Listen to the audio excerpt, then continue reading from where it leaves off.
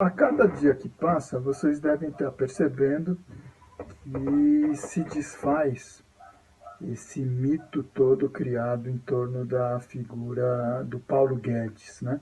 O super-ministro da Economia. Todo mundo se lembra que ainda antes do resultado das eleições, na época da campanha, no ano passado, no segundo semestre do ano passado, foi criada essa figura, né, de Paulo Guedes como sendo o redentor da crise brasileira.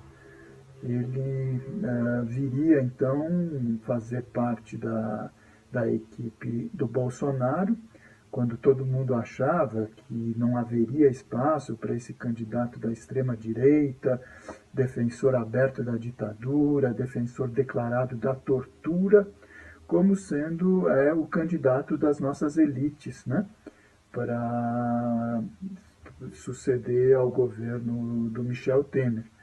Todo mundo dizia, não, tem aqui o ministro da Fazenda, Henrique Meirelles, não, tem aqui a equipe dos economistas tucanos que vão dar conta de assessorar bem o Geraldo Alckmin, mas na verdade o que aconteceu é que, principalmente, os representantes do financismo, né, os interesses do próprio sistema financeiro, pularam de barco na hora, largaram o Meirelles, largaram o Alckmin e se agarraram como podiam na campanha do capitão.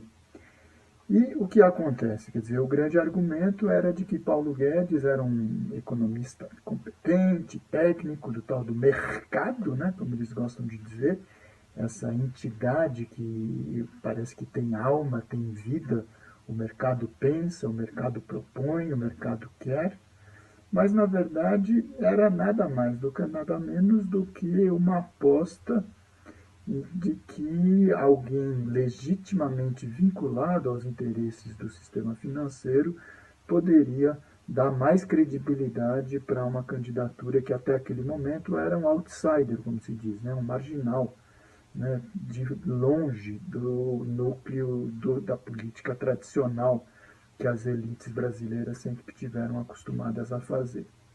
Mas então Bolsonaro era vendido como o candidato que levaria Paulo Guedes a virar um super-ministro da Economia. No fundo era isso.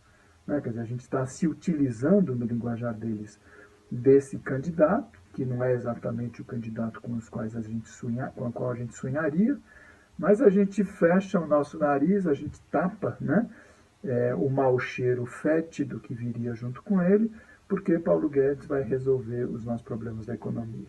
Por quê? Porque ele vai aplicar radicalmente o programa do austericídio, ele vai levar à frente uma mudança perfeita de destruição e desmonte do pouco que ainda existe de política social na nossa Constituição, e ele vai levar a cabo uma reforma da Previdência que vai destruir o regime geral e abrir esse fundo bilionário para o capital financeiro privado, e principalmente porque ele vai levar a cabo, né, o que faltava para acabar com a privatização das empresas estatais federais. E de quebra, como ele é um cara muito reconhecido, as expectativas econômicas serão completamente revertidas e a economia brasileira vai voltar a crescer. Eles diziam já no ano passado que a economia em 2019 cresceria 3% ao ano. Imagino que alguém deve ter feito alguma aposta nesse sentido e vai perder muito dinheiro, porque a cada dia que passa, tudo aquilo que era vendido como a panaceia da recuperação da economia está se comprovando uma grande falácia. A economia não está crescendo, muito pelo contrário, ela está recuando. A cada nova pesquisa de mercado, agora saiu a pesquisa do IBGE, as pesquisas do Banco Central mostram que a economia está andando de lado e, no caso do produto industrial, por exemplo, que o IBGE revelou essa semana, caiu de forma sistemática. Isso é mais um crime que está se cometendo contra a economia brasileira, contra a maioria do povo. O desemprego continua altíssimo, tá certo? E o que acontece agora? O Paulo Guedes começa a ser pressionado a apresentar soluções. tá certo? E aí ele vai ter que rasgar completamente a fantasia do neoliberal, assumido, radical, autêntico, e já está dando sinais disso.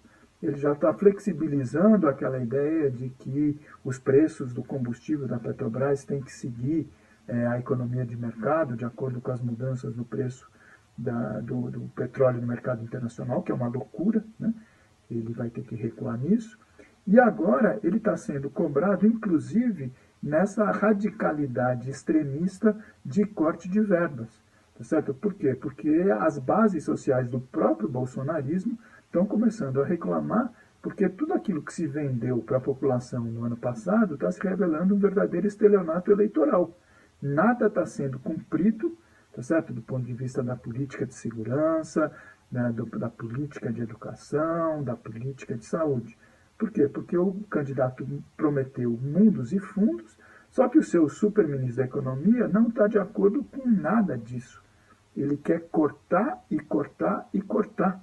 Exatamente o que o seu ministro da Economia, né, o economista neoliberal também Weintraub, acabou de dizer que vai cortar 30% de todos os gastos do Ministério, na educação superior, na educação fundamental, no ensino médio, porque ele tinha dado aquela declaração totalmente destrambelhada de que ia cortar nas universidades mais ideologicamente contra ele, né, que ele chamava de balbúrdia, o que é uma grande mentira, e daí foi rapidamente desmentido para pior.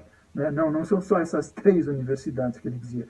Todo o sistema público do ensino superior vai sofrer cortes, o ensino médio e o ensino fundamental, o que é uma loucura. Para não dizer o que já está sendo feito na saúde, o que está sendo cortado na previdência, na assistência social e daí para frente.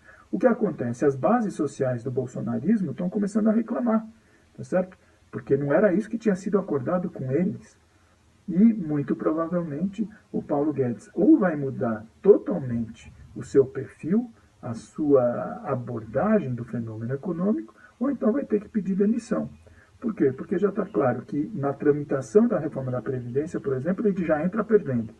As bases do próprio PSL, partido do governo, e da base aliada, já falaram que aspectos essenciais dessa reforma já serão barrados na comissão especial.